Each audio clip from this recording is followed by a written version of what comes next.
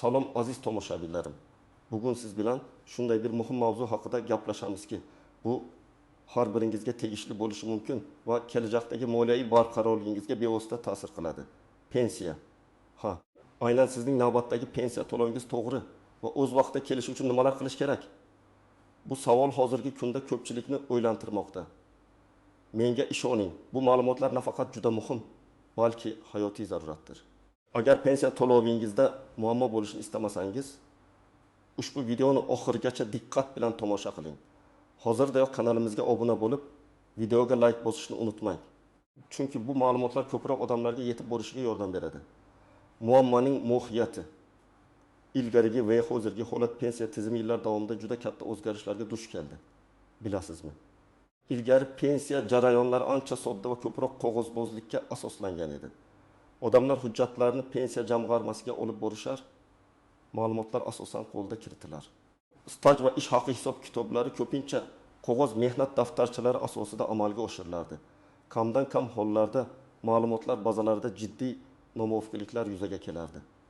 Chunki barcha jarayonlar mahalliy darajada va birma-bir tekshirilib chiqardi. Misol uchun qaysidir fuqaroning familiyasi o'zgarganda, u shaxsan pensiya jamg'armasiga borib, yangi pasporti va nikoh guvohnomasini taqdim etardi. Tizim bu o'zgarishni darhol kiritar va keyingi to'lovlar muammosiz davom etardi. Bank ma'lumotlari ham ko'pincha bir marta kiritilar va uzoq vaqt davomida o'zgarishsiz qolar edi. Bu bir qarashda qulay tuyulsa-da, katta hajmdagi ma'lumotlarni qayta ishlashda va xizmat ko'rsatishda sekinlikni keltirib chiqarar edi. Bugungi kunda esa vaziyat tubdan o'zgargan. Hukumatimiz tomonidan raqamlashtirish jarayonlari jadal olib borilmoqda.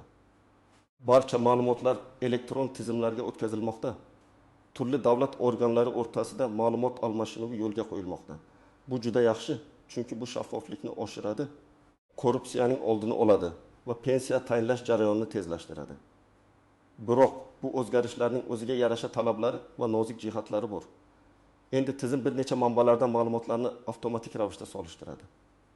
Agar sizning shaxsiy ma'lumotlaringiz, ish stajingiz, oilaviy ahvolingiz yoki yashash manzilingiz haqidagi ma'lumotlar turli bazalarda bir-biriga mos kelmasa, pensiya to'lovingiz kechikishi, to'xtab qolishi yoki noto'g'ri hisoblanishi mumkin. Misol uchun, pasportingizda yangi ma'lumotlar aks etgan bo'lsa-da, pensiya jamg'armasi yoki bankdagi bazada eski ma'lumotlar turgan bo'lishi mumkin. Yoki bo'lmasa, sizning mehnat stajingiz haqidagi ma'lumotlar elektron bazada to'liq aks etmagan bo'lishi mumkin.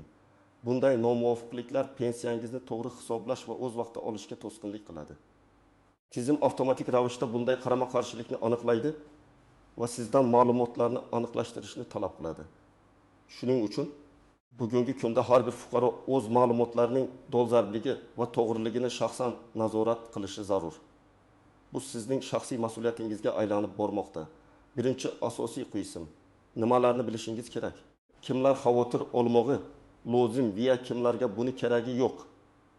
Azizlarim, pensiya to'lovingizning to'g'riligi va o'z vaqtida kelishi uchun bir nechta asosiy omillarni bilishingiz shart.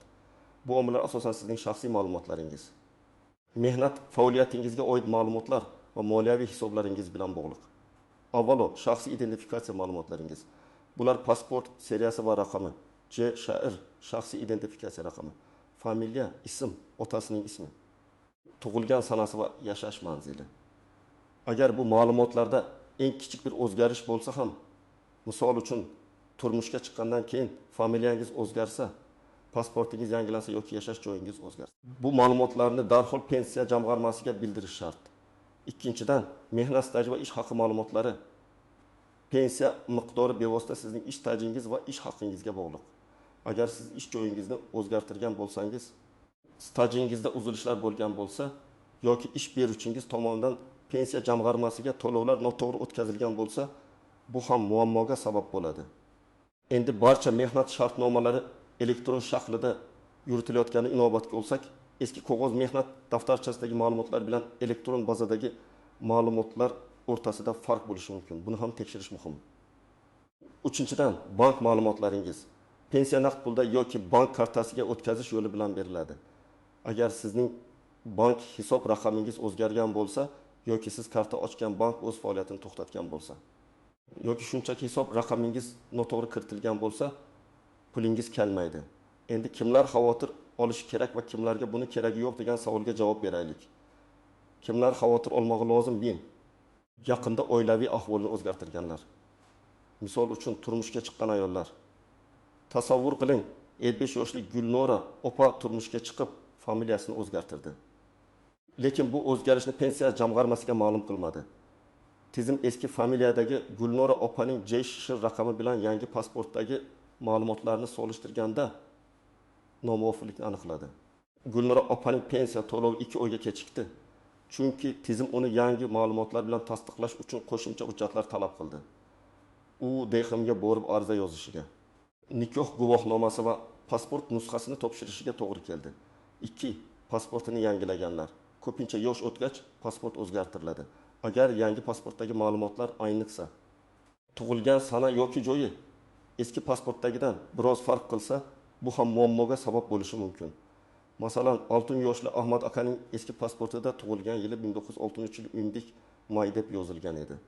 Yangi biometrik pasportda esa 1963 yil 4 may deb xato ketib qolgan. Bu kichik farq ham pensiya jamg'armasi tizimida sizni boshqa shaxs sifatida aniqlashi va pensiyani to'xtatib qo'yishiga olib kelishi mumkin. Yashash joyini doimiy ro'yxatdan o'tgan manzilni o'zgartirganlar. Agar siz bir viloyatdan boshqa viloyatga yoki bir tumandan boshqa tumanga ko'chgan bo'lsangiz va doimiy ro'yxatdan o'tgan manzilingizni o'zgartirgan bo'lsangiz, bu ham pensiya to'lovi yetkazilishiga ta'sir qiladi. Masalan, Tohir aka Toshkent shahridan Samarqand viloyatiga ko'chib o'tdi. Uning pensiya ishi hali Toshkentdagi pensiya jamg'armasida turgani sababli. Samarqandda yashayotganiga qaramay, pensiyani Toshkentda olish kerak edi. Ma'lumotlar bazasida doimiy ro'yxatdan o'tish manzili o'zgargani sababli pensiya jamg'armasi avtomatik ravishda uning pensiya ishini Samarqandga o'tkazishi kerak. Agar bu jarayon kechiksa yoki ma'lumotlar almashishda xato yuzaga kelsa, pensiya to'lovi bir necha oyga kechikishi mumkin. Mehnat stajiga oid ma'lumotlarda shubha tug'ilganlar. Agar sizning ishlagan joylaringiz ko'p bo'lsa yoki ba'zi bir ish beruvchilar tomonidan pensiya jamg'armasiga to'lovlar to'g'ri o'tkazilmagan deb gumon qilsangiz, zudlik bilan stajingizni tekshirishingiz kerak. Masalan, Dillifuza opaning 1990-2000 yillardagi ishlagan joyidan pensiya jamg'armasiga to'lovlar noto'g'ri o'tkazilgani tufayli uning 10 yillik staji elektron bazada to'liq aks etmagan. Bu uning pensiya miqdoriga bevosita ta'sir qildi va pensiya tayinlangandan so'ng bir muncha vaqt o'tibgina bu xato aniqlandi. Natijada u pensiyasini qayta hisoblash uchun uzoq vaqt murojaat qilishiga to'g'ri keldi. Bank kartasi yoki hisob raqami o'zgarganlar. Agar siz pensiyani bir bankdan olgan bo'lsangiz, endi boshqa bank xizmatidan foydalanmoqchi bo'lsangiz yoki eskisini yo'qotib yangi karta olgan bo'lsangiz, buni ham pensiya jamg'armasiga bildirish shart. Misol uchun, Botir aka pensiya oladigan kartasini yo'qotib qo'ydi. Bankka borib yangi karta ochtirgan bo'lsa-da, yangi karta raqamini pensiya jamg'armasiga xabar bermadi. Natijada pensiyasi eski hisob raqamiga o'tkazildi, lekin u kartasini yo'qotgani uchun pulni ola olmay qoldi. Pensiya jamg'armasiga murojaat qilgachgina to'lov qaytarilib, yangi hisob raqamiga o'tkazildi. Bu esa taxminan 2 hafta vaqt oldi. 6. O'zgarishlar kiritilgan qarindoshlari. Boquvchidan ayrilganlik pensiyasi oluvchilar. Agar siz boquvchidan ayrilganlik pensiyasi oluvchi bo'lsangiz va oilangizdagi shaxslar soni yoki ularning holati o'zgargan bo'lsa, masalan, farzandingiz 15 yoshga to'lgan bo'lsa yoki o'qishni tugatgan bo'lsa, bu ham pensiya miqdoriga ta'sir qiladi. Kimlarga buni keragi yo'q yoki kamroq xavotirlanishi mumkin. Agar sizning pensiya tayinlashdan keyingi barcha ma'lumotlaringiz barqaror bo'lsa, pasportingizni almashtirmagan bo'lsangiz, familiyangiz o'zgarmagan bo'lsa, yashash manzilingiz bir xil bo'lsa, bank hisob raqamingiz o'zgarmagan bo'lsa va hech qanday davlat tashkilotida sizning ma'lumotlaringizda xato borligi haqida xabar bermagan bo'lsa, unda siz kamroq xavotirlanishingiz mumkin. Ammo shunga qaramay, ma'lumotlaringizni vaqti bilan tekshirib turish ortiqcha bo'lmaydi. Chunki ayrim xatolar tizimda avtomatik ravishda yuzaga kelishi yoki ma'lumotlar bazalari orasidagi nomuvofiqliklar keyinroq aniqlanishi mumkin. Masalan, 70 yoshli Murod aka hech qanday o'zgarishsiz o'z pensiyasini olib yurgan. Bir kuni u DXM orqali guvohnoma olayotganda pasportidagi JSH raqam bilan DXM bazasidagi JSH raqamda birorta son farq borligi aniqlandi. Bu Murod akaning pensiyasiga hozircha ta'sir qilmagan bo'lsa-da, kelajakda davlat xizmatlaridan foydalanishda muammolar keltirishi mumkin edi. Shuning uchun ehtiyot shart, har bir kishi o'z ma'lumotlarining to'g'riligini tekshirishi zarur. Ikkinchi asosiy qisim qoidalarga istisnolar, tuzoqlar va ya aniqsiz nuanslar pensiya tizimi murakkab mexanizm bo'lib, unda faqatgina umumiy qoidalar emas, balki bir qator istisnolar, kutilmagan tuzoqlar, nozik jihatlar ham mavjud. Bu ma'lumotlar sizni pensiya bilan bog'liq vaziyatlarda yanada ogoh bo'lishga undaydi. Qoidalarga istisnolar 1. Nogironligi bo'lgan shaxslar. Nogironligi bo'lgan fuqarolar uchun pensiya tayinlash va to'lash tartibi biroz farq qilishi mumkin. Ularga tibbiy mehnat ekspert komissiyalari xulosasi asosida pensiya tayinlanadi. Agar tamak xulosasi yangilangan bo'lsa, masalan, nogironlik guruhi o'zgargan bo'lsa yoki muddati tugagan bo'lsa, pensiya to'lovi ham o'zgarishi yoki to'xtab qolishi mumkin. Misol uchun, I guruh nogiron bo'lgan Sanobar opa har yili tamagidan yangi xulosa olardi. Bir yili u sog'lig'i tufayli xulosa olishni unutib qo'ydi. Natijada uning pensiya to'lovi to'xtatib turildi. Chunki tizimda dolzarb tamaki ma'lumoti yo'q edi. Harbiylar va huquqni muhofaza qilish organlari xodimlari. Ularning pensiya ta'minoti alohida qonunlar bilan tartibga solinadi. Ularga pensiya tayinlashda xizmat muddati, unvon va lavozim ham hisobga olinadi. Agar ular boshqa ishga o'tsa yoki nafaqaga chiqqandan keyin ishlasa, bu ham pensiya miqdoriga ta'sir qilishi mumkin. Masalan, polkovnik unvoni bilan nafaqaga chiqqan Jamshid aka keyinchalik fuqarolik ishida ish boshladi. Uning harbiy pensiyasi bilan birga ish haqi olganligi ma'lumotlar bazasida aks etgach, pensiya miqdori qayta ko'rib chiqildi. Bo'g'uvchisini yo'qotgan oila a'zolari. Bu pensiya turi asosan marhumning voyaga yetmagan yoki nogironligi bo'lgan farzandlariga, turmush o'rtog'iga yoki ota-onasiga beriladi. Agar bu oila a'zolarining holatida o'zgarish bo'lsa, masalan, farzand 18 yoshga to'lsa va o'qishni tugatsa, yoki turmush qurmasa, ammo o'qishni davom ettirsa 23 yoshgacha pensiya miqdori yoki to'lovi to'xtatilishi mumkin. Misol uchun, marhumning farzandiga boquvchisidan ayrilganlik pensiyasi to'lanar edi, farzand 15 yoshga to'lganida. Pensiya jamg'armasi avtomatik ravishda uning pensiyasini to'xtatdi. Agar farzand oliy ta'lim muassasasida o'qishni davom ettirayotgan bo'lsa, bu haqda pensiya jamg'armasiga ma'lumot berishi lozim edi. 4. Ko'p bolali onalar. Belgilangan talablar asosida ma'lum miqdordagi farzandlari bor onalar uchun pensiyaga chiqish yoshi imtiyozlari mavjud. Agar farzandlarning sonida yoki holatida o'zgarish bo'lsa, masalan, farzandlikka olish yoki farzandlikdan voz kechish, bu imtiyozlarga ta'sir qilishi mumkin. Tuzoqlar va ko'rinmas nuanslar. 1. Kichik ma'lumotlardagi xatolar, ba'zan pasportdagi birorta sonning noto'g'ri kiritilishi, familiyadagi bir harfning noto'g'ri yozilishi, masalan, Y o'rniga I yoki aksincha ham tizimda katta muammolarni keltirib chiqarishi mumkin. Bu xatolar ko'pincha dastlab sezilmaydi. Ammo ma'lumotlar bazalari o'rtasida o'zaro tekshiruvlar kuchayganda aniqlanadi va pensiya to'lovi kechikishiga olib keladi. Misol uchun, Fotima opaning pasportida familiyasi Siddiqova deb yozilgan, lekin pensiya jamg'armasidagi bazada Siddiqova deb kiritilgan. Bu kichik farq uning shaxsiy raqamiga JSHR to'g'ri ulana olmadi va pensiyaning to'lovi vaqtinchalik muzlatildi. Ma'lumotlarni o'z vaqtida yangilamaslik. Yuqorida aytib o'tganimizdek, har qanday o'zgarishni familiya, manzil, bank hisobi o'z vaqtida pensiya jamg'armasiga xabar bermaslik, ya'ni yangilamaslik pensiyangizni to'g'ri kelmasligiga sabab bo'ladi. Noto'g'ri ma'lumotlarga ishonish. Pensiya masalalarida faqat rasmiy manbalar, ya'ni pensiya jamg'armasi, DXM yoki MyBook portali orqali berilgan ma'lumotlarga ishoning.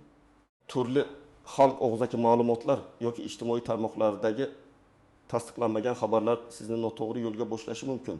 Davlat hujjatlarining nusxalarini saqlamaslik. Barcha muhim hujjatlar, pasport, mehnat daftarchasi, nikoh guvohnomasi, tug'ilganlik guvohnomalari, bank ma'lumotlari va pensiya jamg'armasiga topshirilgan arizalarning nusxalarini doim saqlab qo'ying. Bu kelajakda yuzaga kelishi mumkin bo'lgan har qanday tushunmovchilikni hal qilishda sizga yordam beradi. 5. Xalqaro shartnomalar. Agar siz xorijiy davlatlarda ishlagan bo'lsangiz, O'zbekistonning boshqa davlatlar bilan pensiya ta'minoti bo'yicha tuzgan xalqaro shartnomalari bor yo'qligini tekshirish muhim. Ba'zi davlatlar bilan tuzilgan shartnomalar stajni o'zaro hisobga olish imkonini beradi. Ammo bu jarayon murakkab bo'lishi mumkin va qo'shimcha hujjatlar talab qiladi. 6. Elektron xizmatlarning o'rni MyBook uz portali orqali ko'plab xizmatlarni, shu jumladan mehnat stajingizni tekshirish, pensiya hisob kitoblarini ko'rish va hatto ayrim arizalarni onlayn topshirish imkoniyati mavjud. E-imzo yordamida bu xizmatlardan samarali foydalanish mumkin. Ushbu platformadan foydalanabilish va undagi ma'lumotlaringizni tekshirib turish siz uchun katta afzallik. Amaliy maslahatlar, tomosabin nima qilish kerak? Endi eng muhim qismga keldik. Nima qilish kerak? Qanday qadamlar qo'yish lozim? Pensiyangizning navbatdagi to'lovi to'g'ri kelishini ta'minlash uchun aniq harakatlar rejasi bilan tanishing. Shaxsiy ma'lumotlaringizni tekshiring. Pasportingizni oling va undagi barcha ma'lumotlarning familiya, ism, otasining ismi, tug'ilgan sanasi, JSHR pasport seriyasi va raqami, yashash manzili to'g'riligiga ishonch hosil qiling. Agar qandaydir o'zgarish bo'lgan bo'lsa, masalan, familiya o'zgargan bo'lsa, ushbu yangi ma'lumotlarning pensiya jamg'armasi bazasida ham aks etganligini tekshirish lozim. Buni qayerdan bilasiz? Eng oson yo'li MyBankov. Uz portaliga kirish. Agar sizda elektron imzo bo'lsa, shaxsiy kabinetingiz orqali barcha shaxsiy ma'lumotlaringizni ko'ra olasiz. Agar elektron imzoingiz bo'lmasa, DXMga borib shaxsiy ma'lumotlaringizni tekshirtirishingiz mumkin. Mehnat stajingizni aniqlang. My.Ko'p uz portalidan mehnat faoliyatiga oid ma'lumotlar xizmati mavjud. Ushbu xizmat orqali siz o'z mehnat stajingiz haqidagi ma'lumotlarni ko'rishingiz mumkin. Bu yerda sizning ishlagan joylaringiz, lavozimlaringiz va ishlagan davrlaringiz ko'rsatiladi. Agar ushbu ma'lumotlarda nomuvofiqliklar, xatolar yoki yetishmayotgan staj davrlari bo'lsa, zudlik bilan harakat qiling. Sizning qog'oz mehnat daftarchangiz bilan elektron bazadagi ma'lumotlarni solishtirib chiqing. Agar farqlar bo'lsa, o'zingiz ishlagan korxonaning arxiviga murojaat qiling yoki DXM orqali pensiya jamg'armasiga ariza yozing. Sizdan mehnat daftarchasi nusxasi, ish joyidan ma'lumotnomalar talab qilinishi mumkin. Bank hisob raqamingizni tekshiring. Agar pensiyani plastik karta orqali olsangiz, kartangizning amal qilish muddati tugamaganiga ishonch hosil qiling. Bankka borib, pensiya o'tkaziladigan hisob raqamingiz to'g'ri ekanligini tasdiqlang. Ba'zan banklar hisob raqamlarini o'zgartirishi yoki tizimda xatoliklar yuzaga kelishi mumkin. Pensiya jamg'armasiga ham sizning dolzarb bank hisob raqamingiz berilganligiga ishonch hosil qiling. Agar siz bank kartangizni yoki bankni o'zgartirgan bo'lsangiz, yangi bank rekvizitlarini pensiya jamg'armasiga taqdim etishingiz shart. Rasmiy ma'lumotlarni kuzating. Pensiya jamg'armasining rasmiy veb-sayti PFITMF. Uz va ijtimoiy tarmoqlardagi sahifalarni kuzatib boring. Bu yerda pensiya ta'minoti bilan bog'liq yangiliklar, o'zgarishlar va muhim e'lonlar berib boriladi. Qayerga borish kerak? Qanday hujjatlar yig'ish kerak? Nima yozish kerak? Qayerga borish kerak? Davlat xizmatlari markazlari DXM. Hozirgi kunda pensiya bilan bog'liq ko'plab xizmatlar DXM orqali amalga oshiriladi. Shaxsiy ma'lumotlardagi xatolarni tuzatish, mehnat stajini aniqlashtirish, bank rekvizitlarini o'zgartirish bo'yicha arizalarni DXMga topshirishingiz mumkin. Bu eng qulay va tezkor yo'l hisoblanadi. Pensiya jamg'armasi bo'limlari. Agar sizning vaziyatingiz DXM orqali hal bo'lmasa yoki murakkabroq masala bo'lsa, bevosita o'zingiz yashayotgan tumandagi, shahardagi pensiya jamg'armasi bo'limiga murojaat qilishingiz mumkin. Bu yerda sizga mutaxassislar maslahat beradi va muammongizni hal qilishga yordam beradi. MyPeacock uz portali. Ko'plab arizalarni elektron tarzda uydan chiqmasdan turib topshirish imkoniyati mavjud. Qanday hujjatlar yig'ish kerak? Shaxsiy pasportingiz yoki ID kartangiz va uning nusxasi, nikoh guvohnomasi, familiya o'zgarishi sababli bo'lsa, mehnat daftarchasi, asli va nusxasi. Ishlagan joylaringizdan mehnat staji va ish haqi haqidagi ma'lumotnomalar, bank kartasi yoki hisob raqami haqidagi ma'lumotnomalar, agar bank ma'lumotlari o'zgargan bo'lsa. Farzandlarning tug'ilganlik guvohnomalari. Agar siz boquvchisidan ayrilganlik pensiyasi oluvchi bo'lsangiz, avvalgi pensiya guvohnomasi yoki to'lov kvitansiyalari, nogironlik haqidagi TMK xulosasi nogironligi bo'lganlar uchun. Yuqoridagi hujjatlarning barchasini, shuningdek, topshirilayotgan arizalarning nusxalarini doimiy ravishda saqlab qo'yishni unutmang. Nima yozish kerak? Ariza DXM yoki pensiya jamg'armasida sizga standart ariza shaklini berishadi. Unda siz o'z muammongizni aniq bayon qilishingiz kerak. Misol uchun, familiyam o'zgarganligi sababli pensiya jamg'armasi bazasidagi ma'lumotlarimni yangilashingizni so'rayman yoki mehnat stajimda xato borligi sababli qayta hisoblashingizni so'rayman. Murojaat Agar siz mytokuf.uz orqali murojaat qilsangiz, elektron arza shaklarini to'ldirasiz. Unda ham ma'lumotlaringizni aniq va to'liq ko'rsatishingiz lozim. Eng muhimi, har qanday arizani topshirganingizda uning qabul qilinganligini tasdiqlovchi hujjat, masalan, ro'yxatga olish raqami tushirilgan qabul varaqasi olishga harakat qiling. Bu kelajakda arizangizning holatini kuzatishda yordam beradi. Ariza holatini qanday kuzatish mumkin? MyBankov.uz portalida mening arizalarim bo'limi orqali yuborilgan arizalaringiz holatini onlayn tarzda kuzatib borishingiz mumkin. Agar siz arizani DXMga shaxsan topshirgan bo'lsangiz, berilgan ro'yxatga olish raqami orqali ham DXM markazida ham MyBankov.uz orqali murojaatingiz holatini tekshirishingiz mumkin. Xulosa qilib aytganda, aziz tomoshabinlarim, pensiya bu sizning uzoq yillik mehnatingiz samarasi. Qariyalik davringizdagi moliyaviy tayanchingizdir. Shuning uchun uning to'g'ri va o'z vaqtida kelishini ta'minlash uchun ma'lumotlaringizning dolzarbligi va to'g'riligini doimo nazorat qilib boring. Tizimdagi o'zgarishlarga moslashish va raqamli texnologiyalardan unumli foydalanish sizga ko'plab ortiqcha ovoragarchiliklardan xalos bo'lishga yordam beradi. Unutmang, ogohlik va mas'uliyat moliyaviy barqarorligingiz garovidir. Mening bugungi maslahatlarim sizga foydali bo'ldi degan umiddaman. Bu boradagi o'z fikr va tajribangizni kommentariyalarda yozib qoldiring. Videoga like bosishni va kanalimizga obuna bo'lishni unutmang. Zero sizning qo'llab-quvvatlashingiz bizni yanada foydali kontent yaratishga undaydi. Keyingi videolarda ko'rishguncha omon bo'ling.